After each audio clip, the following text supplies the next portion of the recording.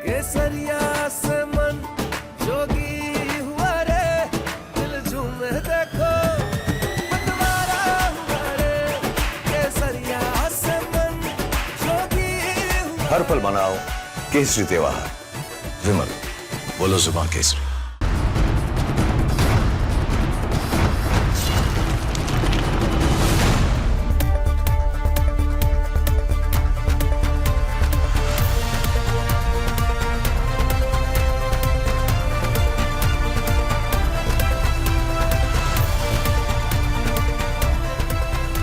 नमस्कार, बहुत स्वागत है आपका। आप देख रहे हैं प्रहार। आपके साथ मैं हूं सलोनी श्रीवास्तव अजमेर। और प्रहार में आज सबसे पहले बात एक ऐसी मांग की जिसने सीमा पार बैठे दहशतगर्दों की नींद उड़ा दी। हैदराबाद के सांसद असदुद्दीन ओवैसी ने एक ऐसा प्लान बताया है जिसने सीधे तौर पर पाकिस्तान की संप्रभुता और भारत की स्ट्राइक पावर को लेकर नई बहस छेड़ दी। ओवैसी का कहना है कि अब वक्त कूटनीति का नहीं बल्कि ऑपरेशन इंसाफ का है। दुनिया देख रही है कि कैसे वेनेजुएला में घुसकर कार्रवाई की गई और अब ओवैसी चाहते हैं कि भारत भी ठीक उसी तर्ज पर आधी रात को हाफिज और मसूद जैसे ग्लोबल आतंकियों को पाकिस्तान के घर में घुसकर उठाए और हिंदुस्तान की सरजमीन पर इंसाफ के कटघरे में खड़ा करे। लेकिन इस मांग के बाद पाकिस्तान के अंदर जो हलचल मची है वो हैरान करने वाली है। बौखलाए पाकिस्तान ने अपनी लेडी ब्रिगेड को मोर्चे पर उतार दिया है। हाफिज सईद के कुनबे की महिला विंग अचानक एक्टिव हो गई। पाकिस्तान की गलियों में कट्टरपंथी खातूनों की सभाएं हो रही हैं, कस्में खाई जा रही हैं और खुलेआम जिहाद का बिगुल फूका जा रहा है। क्या भारत को अब अमेरिकी स्टाइल में हाफिज सईद और मसूद अजहर का चैप्टर क्लोज कर देना चाहिए? बताएंगे आपको। दूसरी खबर उस सनसनीखेज कालनेमी की जिसने तांत्रिक के चोले के पीछे मौत का ऐसा खौफनाक जाल बुना कि राजधानी दिल्ली दहल उठी है। दिल्ली के पीरागढ़ी में एक कार के अंदर 3 लाशें मिलती हैं और कातिल निकलता है कमरुद्दीन। ये एक ऐसा सीरियल किलर है जिसने तंत्र मंत्र और अंधविश्वास को अपना हथियार बनाया और एक के बाद एक 6 जिंदगियां लील गया। कमरुद्दीन का पैटर्न रूह कपा देने वाला है। पहले नोट 2 गुने करने का झांसा देना और फिर सल्फास वाले लड्डू खिलाकर बेरहमी से मार देना। इस किलर कमरुद्दीन ने दिल्ली ही नहीं बल्कि उत्तर प्रदेश के फिरोजाबाद और राजस्थान के धौलपुर में भी इसी डेथ कोड का इस्तेमाल किया है। कैसे चमत्कार के नाम पर इस ढोंगी ने मासूमों का कत्लेआम किया, डिटेल में आपको बताने वाले हैं। तीसरी खबर कानपुर के उस रसूखदार लैम्बोर्गिनी केस की जिसे रफा दफा करने के लिए पिछले 96 घंटों से सत्ता, पैसा और पैरवी की पूरी मशीनरी झोंक दी गई थी। कानपुर की सड़कों पर तेज रफ्तार लैम्बोर्गिनी ने 6 लोगों को रौंद डाला, लेकिन इंसाफ की रफ्तार को रसूख ने ब्रेक लगा दिया और आज 5 दिन बाद मुख्य आरोपी शिवम मिश्रा पुलिस की गिरफ्त में तो आया, लेकिन फिर कोर्ट से 5 घंटे के अंदर बेल मिल गई। ये कानून की आंखों में धूल झोंकने का एक मास्टर प्लान था। एक तरफ रईसजादे को बचाने के लिए डमी ड्राइवर खड़ा किया गया तो दूसरी तरफ अचानक से मिर्गी के दौरे वाली थ्योरी भी मार्केट में उतार दी गई। हद तो तब हो गई जब पीड़ितों को न्याय दिलाने की कस्में खाने वाले शिकायतकर्ता ही चंद घंटों में सुलहनामा लेकर आ गए। कैसे कानपुर में इंसाफ की बोली लगी है और पैसों का पावर दिखा है, 5 दिनों की पूरी रिपोर्ट आपको हम देने वाले हैं। लेकिन चलिए सबसे पहले बात पाकिस्तान की करते हैं जिसको लेकर ओवैसी ने नई मांग रख दी है।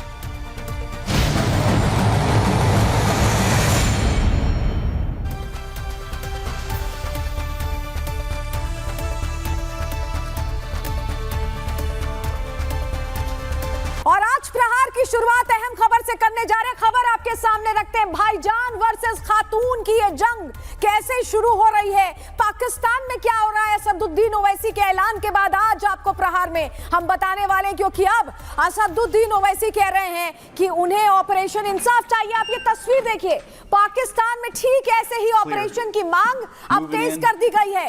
कहा जा रहा है कि अब बदला लेने का वक्त आ गया है और ये जो आतंकी हैं, हाफिज सईद की बात कर ले, मसूद अजहर की बात कर ले, अब इन आतंकियों को उठाने का वक्त आ गया, उठवा लेने का समय आ चुका है, ऐसा ओवैसी कह रहे हैं। मतलब भाईजान पाकिस्तान में बड़ी स्ट्राइक किए जाने की मांग कर रहे हैं। पाकिस्तान में ऑपरेशन इंसाफ चलाने की बात कही जा रही है। देखिए, हैदराबाद वाले ओवैसी पाकिस्तान के अंदर घुसकर हाफिज सईद को उठा लेने की बात कह रहे हैं। तो इस डर से घबराई हाफिज सईद की लेडी ब्रिगेड के बीच बैठकें भी शुरू हो गई हैं। हाफिज सईद की सुरक्षा में जुटी ये महिलाएं अब इस बात को लेकर परेशान है कि आखिर हाफिज सईद को हैदराबाद वाले भाईजान से कैसे बचाया जाए। इसकी टेंशन अब शुरू हो गई। अगरचे बीज छुप जाए तो बढ़कर ही निकलता। और और हाफिज सईद को लेकर छिड़ी इस नई जंग के बीच कैसे असदुद्दीन ओवैसी हाफिज सईद के खिलाफ ऑपरेशन इंसाफ चलाने की मांग कर रहे हैं, तो वहीं पाकिस्तान की महिला आतंकी इफत सईद भी जंग लगे हथियारों के साथ कैसे जंग की बात कर रही हैं। बयान आपको सुनवा रहे हैं। मैं सरकार से मुतालबा करता हूं कि वेनेजुएला में जो हुआ, आप एक ऑपरेशन इंसाफ करिए। ऑपरेशन इंसाफ के तहत हाफिज सईद, मसूद अजहर, लखवी को घुस के लाइए भारत में, तभी इंसाफ होगा सर। दो बातें कहूंगी, physically and mentally be prepared for war. जंग मांगनी नहीं चाहिए। दुश्मन ललकारे तो बता दो, ये उम्मत की माएं इंशाल्लाह बहादुर भी हैं, जिहादी भी हैं इंशाल्लाह। ये काम और करना है इंशाल्लाह। दोबारा सुन ले, बहुत लंबा लेक्चर नहीं है, दोबारा सुने। समेना के साथ ही क्या कहने, बोले समेना के साथ क्या कहने, देयर इज नो गैप। अगर ये करेंगे तो इब्राहिम अलैहिस्सलाम का लश्कर बनेगा इंशाल्लाह। भाईजान ने संपूर्ण इंसाफ की लड़ाई का बिगुल बजा दिया है, तो वहीं उनके रास्ते का रोड़ा है वो लाहौरी खातून जिन्होंने अब हथियार उठा लिए हैं। क्यों हम ऐसा कह रहे हैं, आप जरा समझिए। असदुद्दीन ओवैसी ने कहा कि ऑपरेशन इंसाफ जरूरी है, इस ऑपरेशन के जरिए हाफिज को पकड़कर भारत लाया जाए, ऐसी मांग कर रहे हैं असदुद्दीन ओवैसी। आपको याद है वेनेजुएला में क्या हुआ था, मदुरो को पकड़कर जैसे लाया गया था वैसे ही हाफिज को पकड़कर, मसूद को पकड़कर भारत लाया जाए, ऐसा कह रहे हैं ओवैसी। हैदराबाद के ओवैसी भाईजान ने ये जो सुझाव दिया है, इसके बाद पाकिस्तान में हलचल है। पाकिस्तान के अंदर महिला विंग एक्टिव हो गई है। हाफिज की महिला विंग ने अब धमकी दे दी है। हाफिज की लेडी ब्रिगेड ने कहा है कि वो जिहाद करने वाले हैं। पाकिस्तान में महिला विंग ने बड़ी मीटिंग की है और मीटिंग की तस्वीरें आ गई हैं। मीटिंग में जंग के दौरान जिहाद का जिक्र किया गया है। मतलब भारतीय भाईजान का जो प्लान है वो जब लागू होगा तो जवाब में क्या पाकिस्तान की खातून अब जंग लड़ेंगी, ये सवाल बना हुआ है। देखिए, भाईजान ने तो आतंकियों को उठाने का प्लान दे दिया है, लेकिन कैसे ओवैसी के इस ऐलान के बाद पाकिस्तान में आतंकियों की महिला ब्रिगेड ने जंगी ऐलान किया है, रिपोर्ट के जरिए आपको दिखा रहे हैं।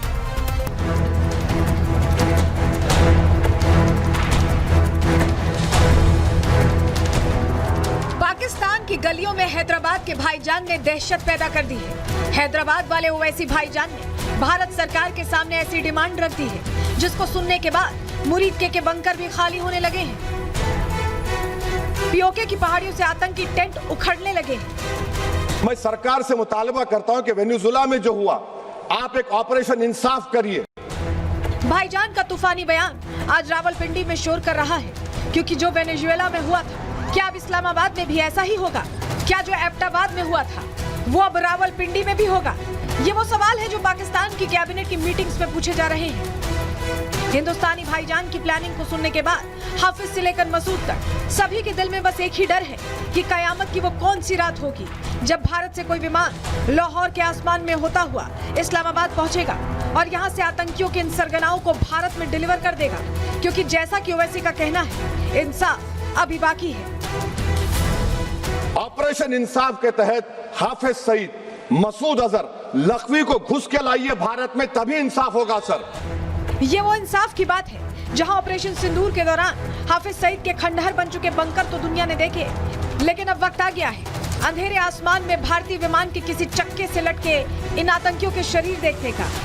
वही आतंक के पीड़ितों को सच्ची श्रद्धांजलि होगी, वही आतंक से पीड़ित दुनिया के लिए सुकून की तस्वीर होगी, और वही हिंदुस्तान के भाईजान के लिए संपूर्ण इंसाफ होगा। Bureau report, Republic Bharat. तो देखिए, पाकिस्तान में महिलाएं मीटिंग कर रही हैं कि भारत की तरफ से होने वाले हमलों से आखिर कैसे बचा जाए। मतलब पाकिस्तान के अंदर अब असदुद्दीन ओवैसी को भी धुरंधर बताया जा रहा है। असदुद्दीन ओवैसी ने अब जंग का एक अलग ही मोर्चा खोल दिया है। आपको जरा तस्वीर हम दिखा दें।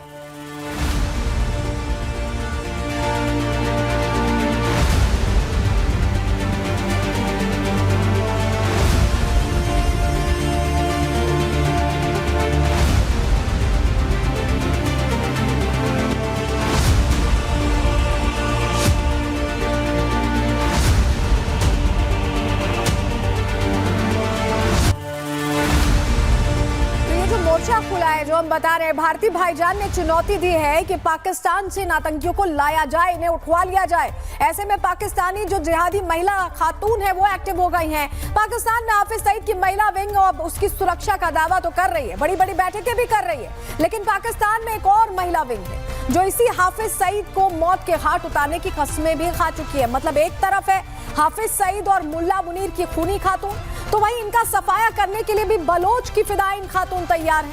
मतलब हकीकत में भारत को कुछ नहीं करना है, बस हिंदुस्तान से बैठकर पाकिस्तान में छिड़ी इस जंग को लाइव देखना है, बस इतना ही करना है।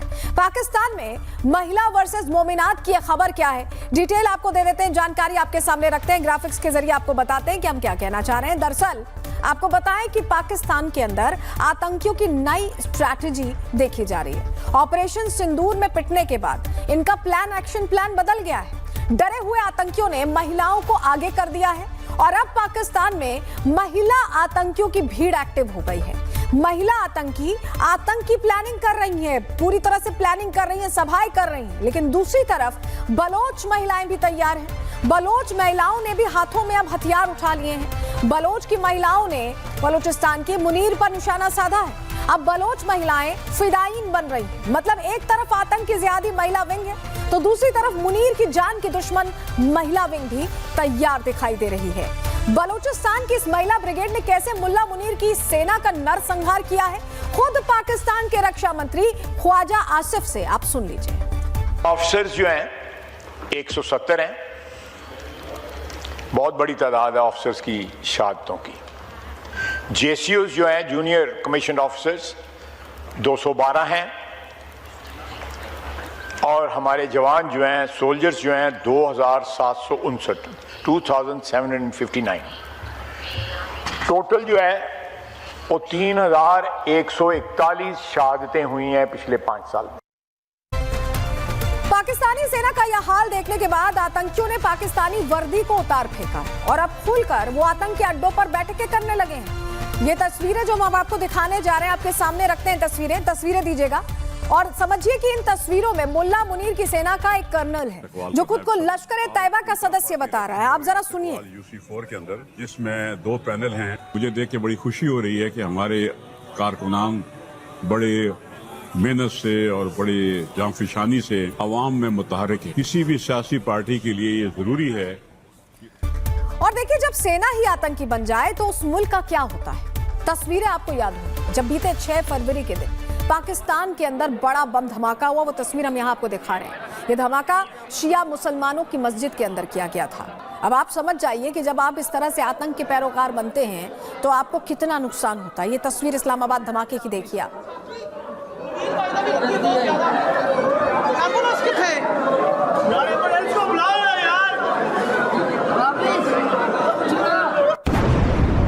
और ये भी समझिए कि अब इन धमाकों के तार कहीं और नहीं बल्कि मुल्ला मुनीर के दफ्तर से ही जुड़ते हुए दिखाई दे रहे हैं। और इसको लेकर इस तरह के AI वीडियोस अब पाकिस्तान में शेयर किए जा रहे हैं जिसमें कहा जा रहा है कि ये धमाका किसी और ने नहीं बल्कि पाकिस्तान की कायर सेना ने ही करवाया है। आप जरा ये तस्वीर देखिए। इस तरह के AI वीडियोस अब ट्रेंड कर रहे हैं पाकिस्तान में, क्योंकि कहा जा रहा है कि जो सब कुछ हो रहा है मुल्ला मुनीर के इशारे पर ही हो रहा है। और अब पूरी खबर क्या है, ग्राफिक्स के जरिए आपको इस पर थोड़ी डिटेल दे देते हैं, आपको बताते हैं। देखिए, पाकिस्तान में 6 फरवरी को बम धमाका हुआ था। वो खबर हमने आपको उस दिन भी प्रहार में बताई थी। और इस्लामाबाद में ये बम धमाका हुआ। धमाके में 31 नमाजियों की मौत हुई। असली मास्टरमाइंड का पता अब तक नहीं चल पाया इस मामले में। पहले कहा गया था कि हमलावर अफगानी है, फिर ISS खुरासान से हमले की जिम्मेदारी लेने की बात आई, लेकिन अब सच धीरे धीरे सामने आ रहा है। क्योंकि हमले की वजह शिया सुन्नी नफरत है। ये नफरत का खेल हमले की वजह है। शिया मस्जिद में हमले के पीछे सुन्नी शख्स का नाम आ रहा है। सुन्नी मुल्ला मुनीर पर अब उंगली उठा रहे हैं। पाकिस्तानी नेता सईद अहमद का आरोप है कि सेना ने दहशतगर्दों को पाला पोसा है और यही दहशतगर्द अब हमले कर रहे हैं। पूर्व मेयर आदिल रजा ने भी इसको लेकर हिंट दिया था। हमले से 8 दिन पहले उन्होंने कहा था कि कुछ बड़ा होगा और ऐसा ही हो भी गया। और मुल्ला मुनीर की गलती कैसे अब उन पर भारी पड़ने वाली है, इसके लिए आपको जरा हम तस्वीर दिखाते हैं। आप ये तस्वीर देखिए, जहां पूरी दुनिया के शिया मुसलमान अब पाकिस्तान के खिलाफ विरोध प्रदर्शन कर रहे हैं। और ये कश्मीर की तस्वीरें जो हम आपके सामने रख रहे हैं, जहां मुनीर का विरोध हो रहा है।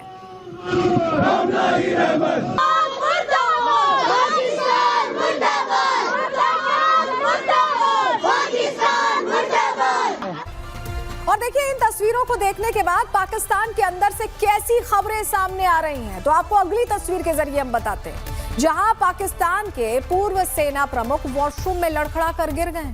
अब देखिए, बाजवा वॉशरूम में लड़खड़ा कर गिर गए, तो वहीं ख्वाजा आसिफ सदन में खुलकर कह रहे हैं कि पाकिस्तानी सेना ने देश के लिए नहीं बल्कि खुद के लिए लड़ाई लड़ी है। सुनवाते हैं आपको। कोई इस्लाम के लिए या मजहब की मोहब्बत के लिए शिरकत नहीं की थी। दोनों डिक्टेटरों को लेजिटिमेसी चाहिए थी और एक सुपर पावर की जो है तायीद चाहिए थी, इसलिए हमने की थी। One should be very clear about it कि वो जहाद था, कोई जहाद वगैरह नहीं था। वो एक सुपर पावर की जंग थी, उसके लिए हमने अपना करिकुलम चेंज कर दिया। आज तक वो करिकुलम दोबारा नहीं हम बहाल कर सके जो आपने, मैंने और यहाँ पे बहुत से लोगों ने 60 की और 70 की दहाई में पढ़ा। अब ख्वाजा आसिफ किस तरह रोजाना अपना दुख बयां कर रहे हैं, ग्राफिक्स के जरिए इस पर भी पूरी डिटेल आपके सामने रखते हैं, जानकारी आपको देते हैं। देखिए, ख्वाजा आसिफ ने पाकिस्तान की पोल खोल दी। पहले कहा कि यूएस में यानी अमेरिका में टॉयलेट पेपर समझा जाता है पाकिस्तान। फिर कहा कि हमारी सेना की पिटाई हो रही। मरने वाले सैनिकों की एक लिस्ट भी उन्होंने बाकायदा पढ़कर सुनाई सदन के अंदर, पाकिस्तानी संसद के अंदर। इन सब के बाद मुनीर के खिलाफ उन्होंने बड़ा बयान दिया है। ख्वाजा आसिफ ने कहा है कि हम देश के लिए नहीं लड़े। उन्होंने कहा कि पाकिस्तानी सेना सिर्फ यूएस के कहने पर लड़ी है। हालांकि वो पुरानी घटनाओं का संदर्भ ही दे रहे थे जब अफगानिस्तान में जंग लड़ी गई थी, लेकिन उनकी बातें आज भी प्रासंगिक हैं। इसीलिए ख्वाजा आसिफ ने अब मुनीर को सीधे सीधे ललकार दिया है। ख्वाजा आसिफ सदन में पाकिस्तान की हकीकत रख रहे हैं, तो वहीं जेल में बंद इमरान खान के ऊपर संकट गहरा चुका है, क्योंकि अब मुल्ला मुनीर ने इमरान को निपटाने का प्लान ब्लाइंड लॉन्च कर दिया है। प्लान ब्लाइंड की हम बात करें, जिसके तहत इमरान को अब अंधा करने का प्लान बनाया जा रहा है। आप ये बयान सुनिए जरा। 85%, ये उन्हीं के वर्ड्स हैं, मैं जो कोट कर रहा हूं, मेरे अपने नहीं है। 85% उनकी आंख जाया हो चुकी है और जो बातें मुतजाद आ रही हैं, मरियम रियाज वटू, हाँ यही नाम है उनका, उनकी बहन है बुशरा बीबी की, उनका कल जो बयान आया कि उनकी तबीयत ठीक नहीं है, इमरान खान की आंख ठीक नहीं है, तो उसके बाद बातें हुई। तो आज मुझे कल मरियम रियाज वटू का परसों आया, मुझे कल रात को ये बात पता चली, तो आज मैं आपसे बात शेयर कर रहा हूँ कि मुझे जो पता चली वो ये। तो इसका मतलब है मरियम रियाज वटू ने जो बात की वो ठीक है। और फिर आपने देखा कि सलमान सफदर ने जेल से निकलते ही कहा कि ठीक है, लेकिन फिर कल सुप्रीम कोर्ट में उन्होंने कहा कि मैंने ठीक का ये मतलब नहीं है कि उनकी तबीयत बिल्कुल ठीक है। लेकिन आप इसको इस तरह देखिए कि वैसे खान साहब की तबीयत ठीक है, कोई उन्हें फौरी तौर पर खुदा ना खास्ता उनकी कोई जान को खतरा नहीं है, लेकिन जो आंख वाला मसला है ये सीरियस हो चुका है। तो अबसार आलम को आपने सुना, उन्होंने सीधे सीधे कहा है कि ऐसा हो सकता है कि नियाजी को अंधा कर दिया जाए। वो नियाजी जो जेल के अंदर बंद है, लेकिन अभी भी मुनीर के लिए बहुत खतरनाक है, क्योंकि एक आवाज पर लोगों की भीड़ कैसे जेल के बाहर इकट्ठा हो जाती है हमने देखा है। पूरी खबर क्या है, जानकारी आपके सामने ग्राफिक्स के जरिए रखते हैं, आपको बताते हैं। इमरान खान की दाहिनी आंख में दरअसल बीमारी है, जो हमें पता चला है। इमरान को CRVO नाम की एक गंभीर बीमारी है और इसमें रेटिना की नस में ब्लॉक हो जाता है, जो वेन्स होती है उसमें ब्लॉकेज हो जाता है रेटिना की। 2025 से पहले इमरान की आंखें नॉर्मल हुआ करती थी, लेकिन जेल में रहते हुए धीरे धीरे धुंधलापन हुआ, यानी धुंधला दिखाई देना शुरू हुआ, ब्लर दिखाई देना शुरू हुआ। जनवरी में इमरान को अस्पताल ले जाया गया और रिपोर्ट आई कि दाहिनी आंख में सिर्फ 15% ही रोशनी है, सिर्फ 15% विजिबिलिटी है। कुछ रिपोर्ट्स में 85% का नुकसान भी कहा गया है। इमरान ने वकील से कहा कि पूरी रोशनी चली गई है अब, यानी जो 15% थी वो भी नहीं बची। इलाज के बाद भी बहुत कम सुधार हुआ, इमरान ने ये कहा। ये सूत्रों के हवाले से हमें पता चला। पाकिस्तान सुप्रीम कोर्ट ने अब आंख की रिपोर्ट मांग ली है कि हो क्या रहा है जेल में नियाजी के साथ। आरोप है कि इमरान को इलाज तक नहीं दिया जा रहा है जेल के अंदर, आप समझ रहे हैं, जिससे कि स्थायी नुकसान का खतरा अब बढ़ गया। और शायद यही मंशा है मुनीर की कि स्थायी नुकसान हो जाए, दिखना बंद हो जाए इमरान को। मतलब मुनीर इमरान को क्या अंधा बना देना चाहते हैं, अंधा कर देना चाहते हैं, यह सवाल बना हुआ है। क्योंकि मुनीर को लगता है कि अगर नियाजी बाहर आए तो शायद उनके लिए इतना बड़ा खतरा हो सकते हैं कि कहीं सत्ता ही पूरी ना पलट जाए, जो शहबाज उनके इशारे पर चल रहे हैं वो सब कुछ ना बदल जाए। और उनकी अदावत तो जग जाहिर है, पूरे पाकिस्तान में जाहिर है। ऐसे में पाकिस्तान में अलग अलग साजिशें चल रही हैं। कुछ देश विरोधी ताकतें इधर, जहां पाकिस्तान में साजिशें चल रही हैं, वहीं यूपी में भी कुछ देश विरोधी ताकतें खोखला करने में लगी हुई हैं उत्तर प्रदेश को। साजिशें रची जा रही हैं, लेकिन योगी फोर्स ने इसका पक्का इलाज कर दिया है। चाहे मौलानाओं की विदेशी फंडिंग हो, माफिया हो या अराजक तत्व हो या फिर देश विरोधी ताकतें हो, सब पर सख्त कार्रवाई की जा रही है। ऐसे में उत्तर प्रदेश के एक मौलाना पर योगी फोर्स ने ताबड़तोड़ एक्शन लिया है। ईडी ने मौलाना शमशुल हुदा खान के ठिकानों पर छापेमारी की कार्रवाई की है। संत कबीर नगर और आजमगढ़ के कई ठिकानों पर ये रेड्स पड़ी हैं और सर्च ऑपरेशन चलाया गया है। मौलाना की पत्नी और बहू से टीम ने पूछताछ की है और कई दस्तावेज भी बरामद किए गए हैं। मौलाना शमशुल हुदा पर ईडी ने शिकंजा क्यों कसा, क्या आरोप लगे हैं, आपको ग्राफिक्स के जरिए पूरी डिटेल इस खबर पर दे देते हैं। आपको बताते हैं कि हुआ क्या है। देखिए, मौलाना पर विदेशी फंडिंग के जरिए संपत्तियां बनाने का आरोप है और ईडी इसी विदेशी फंडिंग की अब जांच कर रही है। मौलाना शमशुल आजमगढ़ के एक मदरसे में सहायक शिक्षक था। 2007 में वो ब्रिटेन चला गया था और ब्रिटिश नागरिकता उसने ले ली थी। इसके बावजूद उसका नाम मदरसे से जुड़ा रहा। ब्रिटेन चले जाने के बावजूद ब्रिटेन में रहकर वो उत्तर प्रदेश से सैलरी उठाता रहा। उसके खिलाफ फेमा के तहत खलीलाबाद में मुकदमा दर्ज हुआ और शिकायत जिला अल्पसंख्यक कल्याण अधिकारी की तहरीर पर दर्ज हुई। ईडी ने मुबारकपुर के उसके अस्थायी आवास पर भी छापेमारी की। शासन ने संबंधित जो मदरसा था उसकी मान्यता पहले ही रद्द कर दी थी और कई अधिकारियों को लाभ पहुंचाने के आरोप में निलंबित भी किया गया। जांच एजेंसियां अब पूरे मामले की गहराई से पड़ताल कर रही हैं कि कैसे उसे तमाम तरह से फायदा पहुंचाया गया है। मौलाना शमशुल हुदा का पाकिस्तान कनेक्शन भी सामने आ गया है। आरोप है कि उसने यूपी में कट्टरपंथ को बढ़ावा देने की साजिश रची, जिसकी जांच की जा रही है। जांच में उसकी संपत्तियां, बैंक लेन देन और संभावित जो विदेशी निवेश है उनकी चेकिंग चल रही है। कुछ रिपोर्ट्स में संपत्तियों का कुल आकलन 33 करोड़ रुपए तक बताया जा रहा है। साथ ही 5 करोड़ रुपए की नकद जमा भी संदिग्ध पाई गई। तो ये पूरा मामला जांच के दायरे में है। मौलाना के पाकिस्तान कनेक्शन को लेकर कैसे खुलासे हुए, क्योंकि अभी तक तो ये पता चल रहा है कि बड़े पैमाने पर ब्रिटेन में रह के ये पैसों की हेराफेरी कर रहा था, पूरा नेक्सस उत्तर प्रदेश में चला रहा था वहां ब्रिटेन में रहते हुए। लेकिन क्या क्या डिटेल्स अब पाकिस्तान से जुड़ी सामने आई, जानकारी आपके सामने रख रहे हैं। देखिए, एटीएस की जांच में कई अहम और बड़े खुलासे हुए। क्या क्या खुलासे हुए आपको बताते हैं। मौलाना 2007 से ही संदिग्ध गतिविधियों में शामिल रहा है, संदिग्ध गतिविधियों में लिप्त रहा है ये कहा जा रहा है और इस्लामी प्रचार के नाम पर ये पाकिस्तान विजिट करता रहता था, पाकिस्तान जाता रहता था। ये जानकारी सामने आ गई। इसके अलावा वहां के मौलवियों और कई संगठनों के संपर्क में था, उनसे सीधे कनेक्शन में था। वो जम्मू कश्मीर में और कई संदिग्धों के संपर्क में बताया जा रहा है, जिनको लेकर अब जांच पड़ताल की जा रही कि कौन कौन वो लोग हैं। मौलाना का पूरा नेटवर्क कट्टरपंथ फैलाने के लिए ही एक्टिव था, इसी पर काम कर रहा था। तो ये सारी चीजें जो चल रही थी उसको लेकर अब खुलासे हो रहे हैं। लेकिन ये मौलाना कैसे पूरा नेक्सस ऑपरेट कर रहा था, कैसे ब्रिटेन में रहकर उत्तर प्रदेश में वोट भी कर लेता है, नेक्सस भी एक्टिवेट कर लेता है, पैसे भी बना लेता है, सभी सवालों का जवाब देती है रिपोर्ट। देखिए,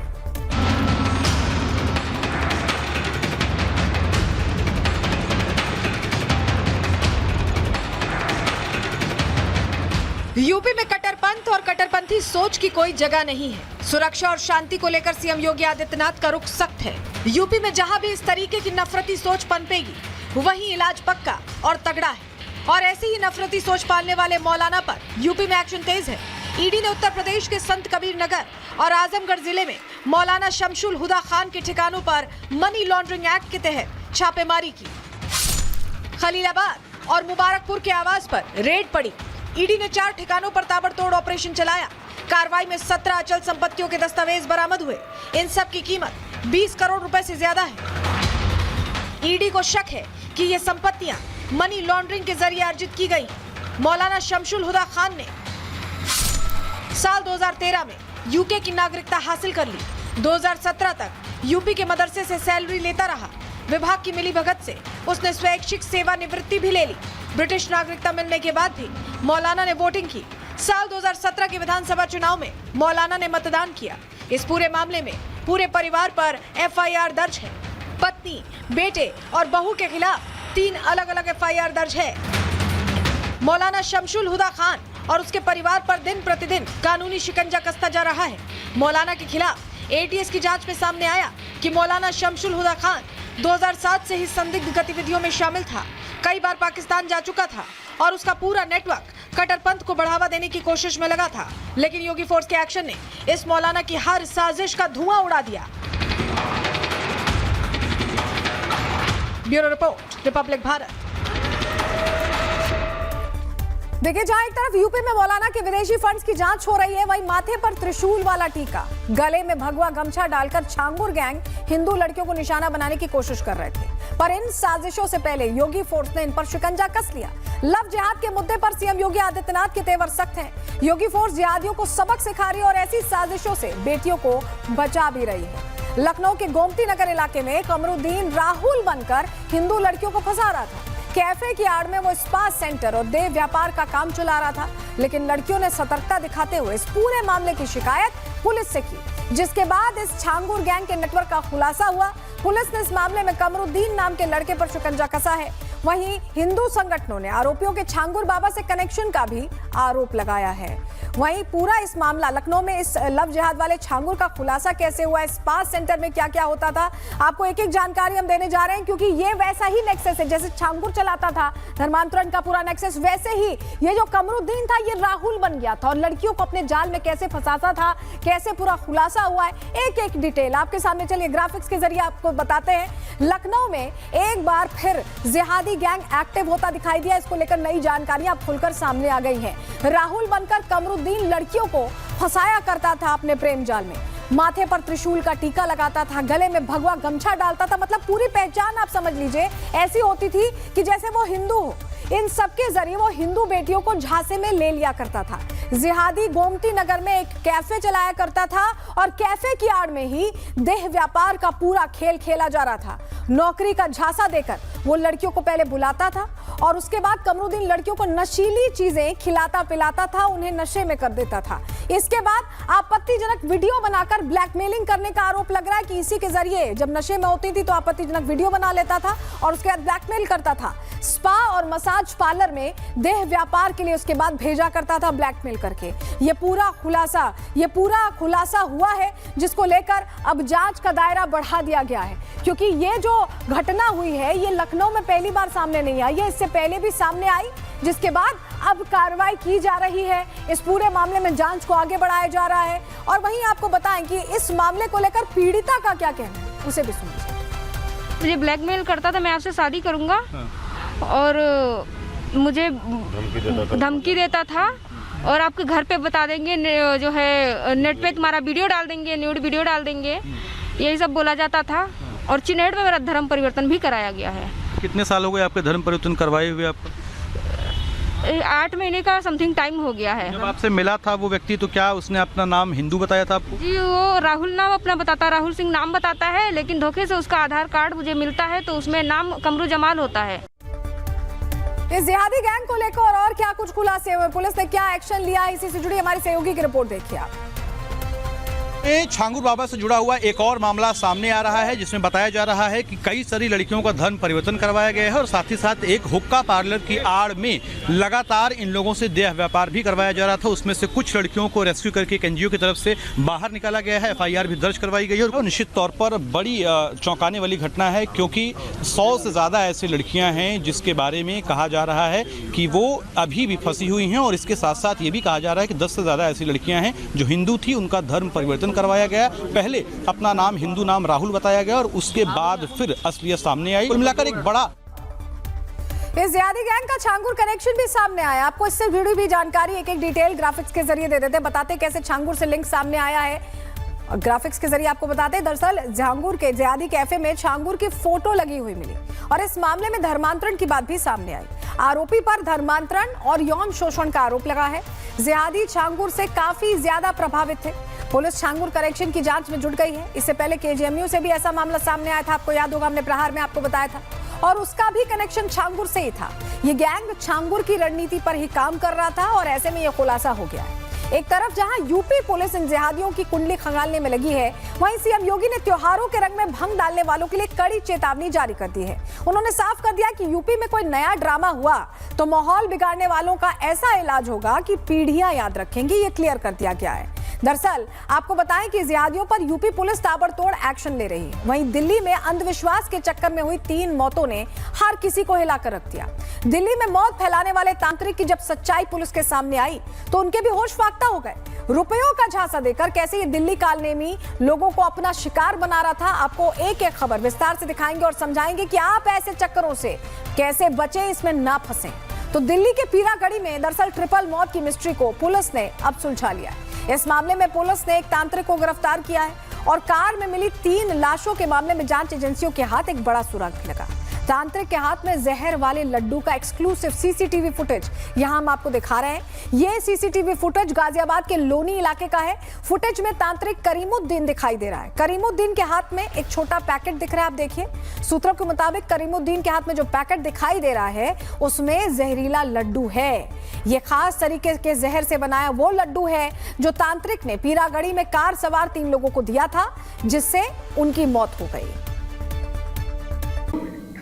इस तांत्रिक को लेकर पुलिस ने कई खुलासे किए हैं। आपको एक एक डिटेल ग्राफिक्स के जरिए बता देते हैं, जानकारी आपके सामने रखते हैं कि पुलिस ने इस डेथ मिस्ट्री को सुलझा लिया है। तांत्रिक तंत्र मंत्र लूटपाट का चक्कर चलाता था, दिल्ली के कारोबारियों को झांसा देकर फंसाया करता था। तीनों कारोबारियों को इसने धन वर्षा का लालच दिया था, यानी पैसों की बारिश हो जाएगी ऐसा कहा था। 2 लाख के बदले 3 करोड़ रुपए का लालच दिया गया। जहरीला लड्डू खिलाकर तीनों की इस तांत्रिक ने जान ले ली।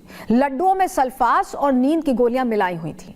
सीसीटीवी के आधार पर कमरुद्दीन को गिरफ्तार किया गया है। तांत्रिक कमरुद्दीन फिरोजाबाद का रहने वाला बताया जा रहा है। तो ये खुलासे जो हुए हैं वो हैरान करने वाले हैं और बता रहे हैं कि कैसे ये मामला अलग मोड़ लेता गया। इसी से जुड़ी एक रिपोर्ट हमारे सहयोगी की आपको दिखा रहे हैं। कमरुद्दीन के घर के बाहर इस वक्त मेरी मौजूदगी है। सबसे पहले आप ये जो सीढ़ी है वो आप रास्ता देखिए जो अंदर की तरफ जाता है, उसके ठीक बगल में ये दुकान है, ढाबा है, बिस्मिल्लाह होटल। बताया जाता है कि कमरुद्दीन ये होटल भी चलाता था, लेकिन कैसे वो झाड़ फूक करके लोगों को गुमराह करता था। धन वर्षा कराने का जो दावा है वो कमरुद्दीन करता था और इसी कड़ी में कई लोगों को उसने झांसे में लिया। गाड़ी में जो 3 लोगों की लाश मिली वो भी इसी धन वर्षा के झांसे से जुड़े। लेकिन सबसे पहले घर के अंदर की मैं आपको तस्वीर दिखाऊंगा। ये बाइक यहां पर खड़ी हुई है, संभवतः कमरुद्दीन के परिवार की ही ये बाइक जो है वो बताई जा रही है, लेकिन बेहद पुराना कंस्ट्रक्शन बना हुआ ये घर। उसके बाद जैसे ही हम दाखिल हो रहे हैं तो आप ये देखिए, ये अंदर घुसते ही एक मजार है और इस मजार के पास में ही बैठकर कमरुद्दीन धन वर्षा की बातें करता था। ये बाबा कैसे लोगों को झांसा देता था, कितनों को शिकार बनाया करता था, पुलिस ने इसकी पूरी क्राइम कुंडली खोलकर रख दी है। जानकारी हम आपके सामने रखते हैं क्योंकि कातिल कमरुद्दीन के अपराध के तार अब दिल्ली से लेकर यूपी तक सामने आए। पुलिस का क्या कहना है, एक बार सुन लीजिए। ये डेड बॉडीज मिली और इनके फैमिली से पूछताछ की गई तो उन लोगों ने किसी भी तरह का सुसाइड टाइप का एंगल नहीं बताया, कोई ऐसा शक जाहिर नहीं किया कि ये लोग सुसाइड करेंगे। तो जब इसकी लोकेलिटी में इसके जो लेडी है इसके हस्बैंड से भी पूछताछ की गई तो इसने बताया कि जब मेरी तबीयत ख़राब थी तो मेरे को एक पर्टिकुलर बाबा के ले गए थे। वही नाम टेक्निकल एनालिसिस में भी क्रॉप अप होकर आया, सीसीटीवीज़ में भी आया। तो फाइनली वी रीच्ड हिम और ये इनिशियली काफ़ी भ्रामक चीज़ें बताता रहा, लेकिन इसको जो भी हमारे पास साक्ष्य थे उनसे कॉन्ट्राडिक्ट किया गया। तो फाइनली ही कन्फेस्ड कि इसने इनको पैसों के लालच में। तो कमरुद्दीन के अपराध के तार दिल्ली से उत्तर प्रदेश से या राजस्थान तक जुड़े मिले हैं। इसका बड़ा आपराधिक इतिहास सामने आया है। वो कई मामलों में आरोपी रह चुका है। आपको ग्राफिक्स के जरिए इस ढोंगी की पूरी क्राइम कुंडली खोल कर रख देते हैं आपके सामने। आपको बताते हैं, लोनी के बाबा कमाल खान की मजार से ये तंत्र मंत्र का खेल चलता था। कमरुद्दीन ऐसी ही कई हत्याओं को अंजाम दे चुका है। वो लोगों के साथ ठगी जैसे मामलों में भी दोषी पाया गया है। ढोंगी बाबा करोड़पतियों को ही निशाना बनाता था, जाल में फंसाता था। 2025 में कमरुद्दीन को हत्या के मामले में यूपी में गिरफ्तार भी किया गया। फिरोजाबाद जिले में 2 लोगों की मौत का उस पर आरोप लगा था। कमरुद्दीन की गिरफ्तारी हुई लेकिन बाद में उसे जमानत मिल गई। राजस्थान के धौलपुर में इस ढोंगी बाबा ने लोगों को फंसाया था। 27 फरवरी 2014 में कमरुद्दीन पर वहां पर भी एफआईआर दर्ज कराई गई, जिसमें एक महिला के अपहरण और हत्या का आरोप लगा था। बहरहाल पुलिस इस आरोपी तांत्रिक से पूछताछ कर रही है। जांच एजेंसियां इस बात की भी पड़ताल कर रही है कि कहीं वो किसी संगठित गिरोह का हिस्सा तो नहीं है। तांत्रिक कमरुद्दीन को गिरफ्तार करने के बाद दिल्ली पुलिस अब ये भी जांच कर रही है कि पिछले सालों में उसने और कितने लोगों को पैसों की बारिश के जाल में फंसाकर मौत के घाट उतारा है। जानकारी के मुताबिक कमरुद्दीन इतना शातिर था कि वो कार से ऐसी जगह उतरता था जहां सीसीटीवी कैमरे ना लगे हों।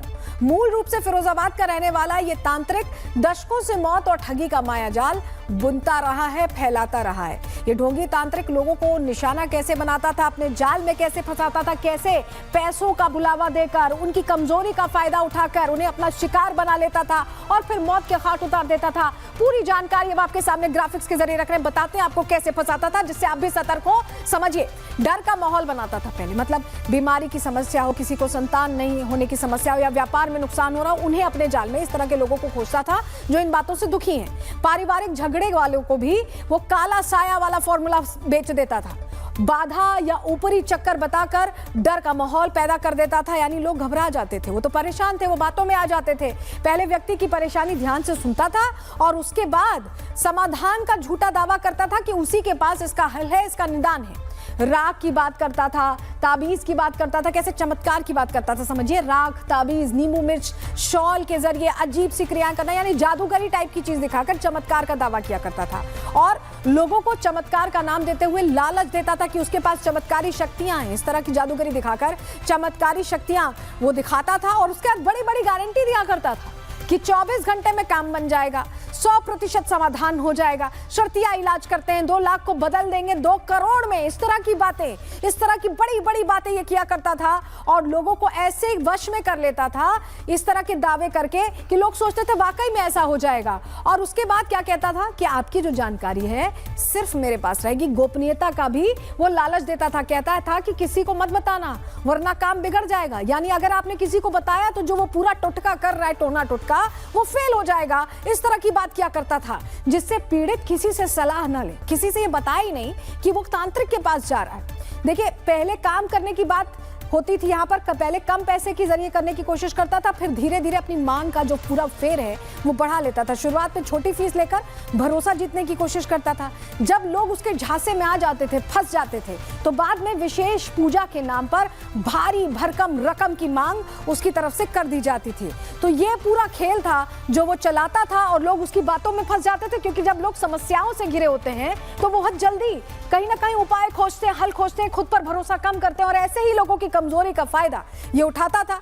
ऐसे में आप भी सतर्क हो जाइए, ऐसे लोगों से बहुत बच के रहिए, इसलिए हम आपके सामने ये जानकारी रख रहे हैं। चलिए, अब आपको देश की वो खबर बताते हैं जिसको लेकर कहा जा रहा है कि ये कानपुर से चल रहा द मनी शो है, जहां सभी को पता है कि घटना क्या है, कैसे हुई होगी, लेकिन समस्या यह है कि हमारा सिस्टम सबूतों के इंतजार में बैठा रहता है और आरोपी अगर पैसे वाला है तो वो आराम से सिस्टम के इस लूप होल से निकल आता है। आप समझ गए होंगे हम कानपुर की बात कर रहे हैं। कानपुर वाले मामले को लेकर आपको जरा 4 तस्वीरें दिखाते हैं। ये 4 तस्वीरें वो 4 सबूत हैं जो इस पूरे घटनाक्रम की पिक्चर क्लियर कर देती है, साफ कर देती है कि वहां क्या हुआ होगा। एक एक करके आपको ये चारों सबूत दिखाते हैं। सबसे पहले ये सबूत नंबर 1 आप देख रहे हैं। आप देखिए, आपको ड्राइवर दिखाई दे रहा है इसमें। ये जो गाड़ी है वही लैम्बोर्गिनी है और शिवम मिश्रा ही ये लैम्बोर्गिनी कार चला रहा है। और सबूत नंबर 2 अब आपको दिखाते हैं। ये देखिए, ये जब गाड़ी खुलती है तो देखिए कौन निकलता है ड्राइविंग सीट से, कौन निकाल रहा है, बॉडीगार्ड्स निकाल रहे हैं और शिवम मिश्रा को निकाल रहे हैं। ये सबूत नंबर 2 है। देख रहे हैं आप कैसे किस हालत में निकाला जा रहा है। अब तीसरा सबूत आपके सामने हम रखते हैं। ये देखिए, ये गाड़ी कैसे कुचल देती है लोगों को। लैम्बोर्गिनी गाड़ी जिसमें शिवम मिश्रा को आपने देखा, डेंट जो पड़ा है बोनट पर आगे, जिस तरह से बाइक नीचे आई हुई है, आप समझ जाइए कि इस गाड़ी ने बहुत सारे लोगों को निशाना बनाया। ये चौथा सबूत हम आपके सामने रखने की नंबर प्लेट निकाली जा रही है। नंबर प्लेट निकालने की नौबत क्यों आ रही है? ये बॉडीगार्ड ऐसा क्यों कर रहे हैं? क्या बचना चाहते हैं? ये तमाम सवाल हैं। ये 4 सबूत हमने आपको दिखाए जो पूरी कहानी बिल्कुल शीशे की तरह साफ कर देते हैं कि वहां पर क्या हुआ। शिवम मिश्रा को लेकर सवाल उठ रहे थे कि वो कब गिरफ्तार होगा। इस सवाल का जवाब आज मिला तो सही, लेकिन उस जवाब को भी एक और जवाब मिल गया और शिवम मिश्रा 5 से 5.5 घंटे में ही बेल पर कोर्ट से बाहर निकल आया। दोनों तस्वीर आप देख रहे हैं। देखिए, वकील का कहना है कि वो सब छोड़िए, पहले ये बताइए कि आखिर 7 साल से कम सजा वाली धाराओं में भी शिवम को गिरफ्तार क्यों किया। शिवम के वकील आप पुलिस से ही पूछ रहे हैं कि आप किसके दबाव में हैं। आप जरा बयान सुनिए उनका। ना तो इन्होंने गिरफ्तारी का कारण स्पष्ट बताया। गिरफ्तारी 7 साल से कम की सजा के अपराधों में की गई, वो भी गलत है। अर्नेश कुमार और सत्येन अंटिल स्पष्ट कह रहा है। इसी के साथ में ये कार्रवाई जो पुलिस की थी, साहब माननीय न्यायालय इसको भांप गई थी। माननीय न्यायालय ने कई प्रश्न पूछे, आईओ नहीं बता सका, सरकारी वकील भी अपना कोई पक्ष प्रस्तुत नहीं कर सका। तो माननीय न्यायालय ने अपने पूरे विवेक का इस्तेमाल करते हुए माननीय सर्वोच्च न्यायालय की गाइडलाइन और बीएनएसएस के प्रावधानों को दृष्टिगत रखते हुए ये आदेश पारित किया है, रिमांड रिफ्यूज किया है। देखिए, ऐसे मामलों में पुलिस के हाथ भी बंधे हुए नजर आते हैं, क्योंकि पैसा सब खरीद सकता है, पैसा पूरी पिक्चर बदल सकता है। मतलब गाड़ी कौन चला रहा था इसे भी बैकडेट में जाकर बदल देता है, क्योंकि शिवम मिश्रा उस दिन गाड़ी नहीं चला रहे थे, वो तो कोई और ही चला रहे थे। और इसको लेकर एक शख्स भी सामने आ गया, उसने ये कहा कि गाड़ी वो चला रहा था। अब सुनिए जरा। घर को कानपुर जाना है तो आप आ सकते हो? मैंने बोला कि हाँ जी मैं आ सकता हूँ। अच्छा, कब बोला था ये सर वहाँ हो गया 3 तारीख के आसपास में। गाड़ी में कितने गियर होते हैं सर? इसमें गियर होती है सर 9 गियर। सुन रहे हैं आप, सब कुछ खड़ा हो जाता है, फेक सिस्टम, डेमो ड्राइवर, सब कुछ खड़ा हो जाता है। पैसा है तो ऐसा लगता है इन रईसजादों के लिए सब कुछ मुमकिन है। हैरान करती है खबर। लगातार इस खबर पर हम नजर बनाए हुए हैं। फिलहाल प्रहार में रुकना एक छोटे से ब्रेक के लिए, जल्द लौट रहे हैं। केसरिया से मन जोगी हुआ रे, दिल झूमे देखो मतवारा हुआ रे। केसरिया से मन जोगी हुआ। हर पल मनाओ केसरी त्योहार। विमल, बोलो जुबान केसरी।